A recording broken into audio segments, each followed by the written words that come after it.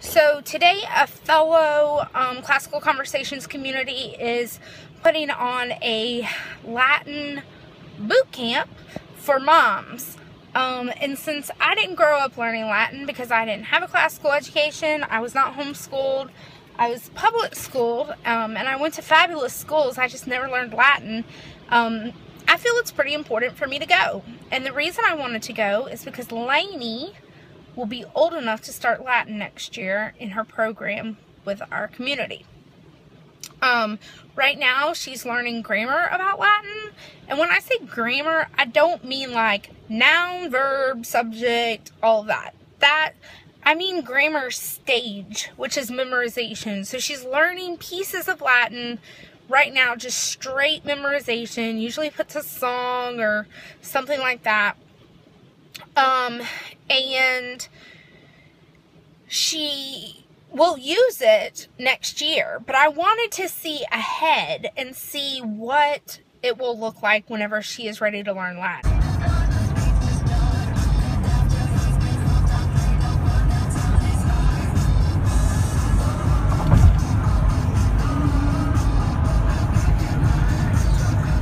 There were two other ladies from our Classical Conversations group there. One of them has a child that's Lainey's age, and the other one has children younger than Lainey. So I thought that was quite interesting. Everybody else in the group had children that had already started Latin, and these moms were kind of behind the 8 ball trying to figure out, okay, so how do we do this? And so I was thankful that I took my Saturday and went and did it. So, about Solomon, I was absolutely thrilled with our emergency room experience yesterday.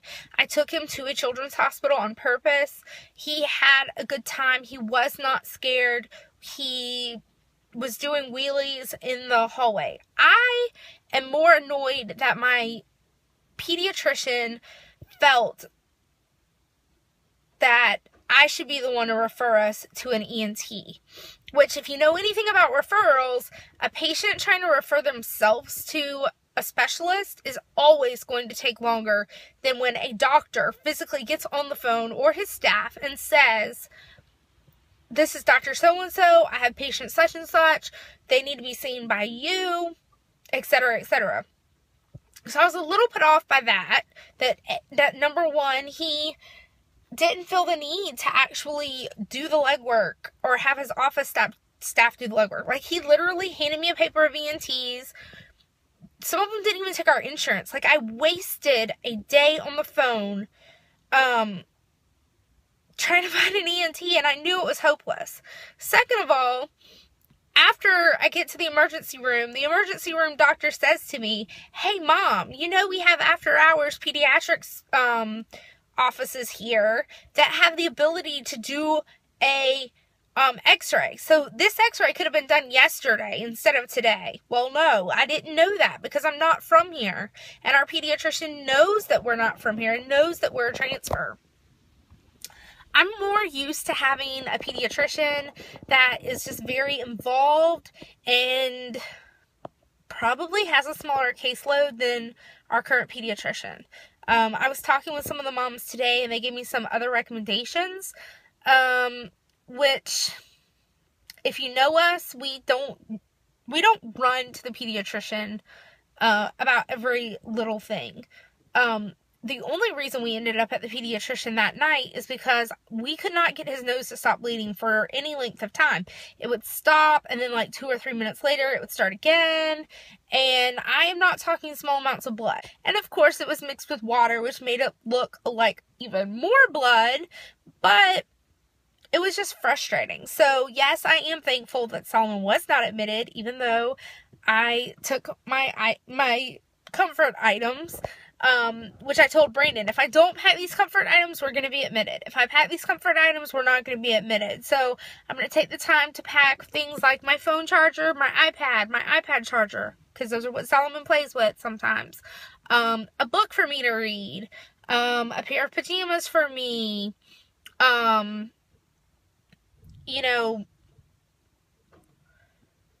toiletries, deodorant, my toothbrush, my toothpaste. Like, I didn't pack like I was going out of town, but I just packed a few things to get me through one night if I had to stay with Solomon. The other part of my frustration is that the ER doc said, there's no reason so the doctor wrote on the paper to see an ENT because the pediatrician cannot visualize the hematoma. The ER doc said that's not even really a reason to go to an ENT. An ENT would be like if his nose is broken, which is why we did the x-rays last night. So I have a lot of friends that work in the medical field, and so because of that, I'm just really mindful of not wasting resources. And wasting a doctor's and a nurse's and a whoever else's time, it's a resource. Yes, the hospital is going to get paid for it, but that's a longer wait for somebody else. And I know they triage them by levels and all that good stuff. So, in the end, that's just what it comes down to. I just feel like my doctor was not confident enough. Yeah, I mean, you want your doctor to have enough confidence to be able to tell you for certain, or as close to certain as possible, you know, this is the issue. I have a problem with with our pediatrician because now not only has he wasted $100 copay, which I'm willing to pay, it's my child, learning lesson, whatever, but, oh well, plus the x-ray, plus whatever, I mean, medical bills are just never cut and dried, right? I have an issue that now we know that Solomon's white count was lower than what it should have been. My doctor didn't seem to have any game plan for that whatsoever. This just isn't the first thing that has kind of raised my eyebrow about this pediatrician office. So, we'll still be looking for another pediatrician's office, and eventually I may tell him why we're leaving. I obviously don't want to call on Monday morning and chew him out when I have children that have special needs. I have children that are on special medication, and I'm not sure how quickly I can get into another pediatrician's office. I would really like it if I could find a DO, which is a doctor of osteopathy, just because they seem to be more natural-minded, and that's where I have found our family kind of falls. We love essential oils. We love chiropractic care. We are not, you know, freaked out by mild fevers. If you see one of my kids on a sick visit list, it's because I have some major concerns about what's going on. So that's all I wanted to tell you. It is pouring down rain here. We're taking Genesis back to the vet to have a recheck. Which that's starting to frustrate me too. It's not just my children. I mean, I just hate wasting people's time. That's it. It's going to be like a very relaxed day. I've been sitting all day in lecture, so, I can feel my fibro flaring. I mean, like, my hips, my lower back, my hips, my knees, my ankles, every joint I have waist and below is just killing me. So, we'll see what happens. So, another day in life. Tomorrow we're going to church for Sunday school and our worship service. The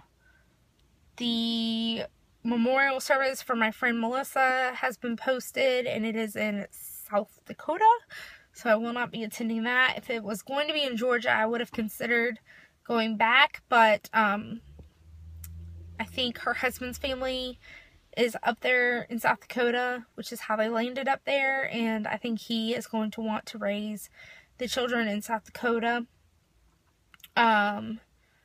And so prayers go out to them, Maggie, Samantha, Gavin, and her husband Brandon. We always kind of joked that we both married Brandons, and our Brandons were so much alike. So that's that. Kind of depressing. I've been doing really good on drinking water, though. I mean, I'm kind of all over the place.